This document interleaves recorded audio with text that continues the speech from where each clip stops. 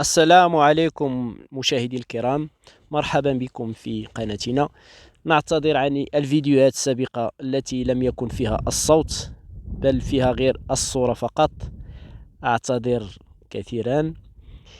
فطلب مني بعض الإخوان بأن أقوم بالتعليق وكذلك فعلا لكي نستفيد وتعم الفائدة. نتمنى أن ينال الفيديو إعجابكم.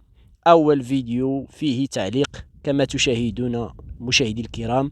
نحن نتواجد بالمزرعة مع الخرفان كما تشاهدون. فعلا بعد تساقطات المطرية الأخيرة ولله الحمد انتعشت المراعي كما تشاهدون، فوجود كلاء بشكل جيد ولله الحمد.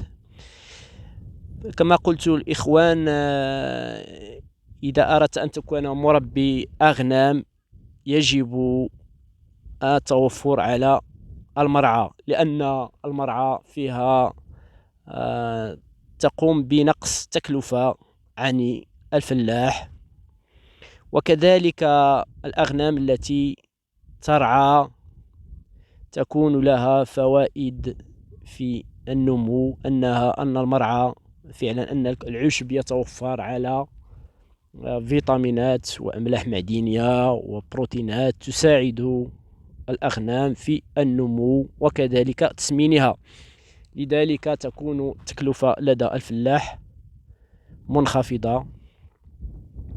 واليوم أجواء مشمسة وأجواء رائعة كما تشاهدون. المرعى توجد بجانب القرية التي أقطن فيها، ونتمنى أن ينال الفيديو إعجابكم، ولا تبخلوا علينا بالاشتراك في القناة وتفعيل زر الجرس ليصلكم الجديد.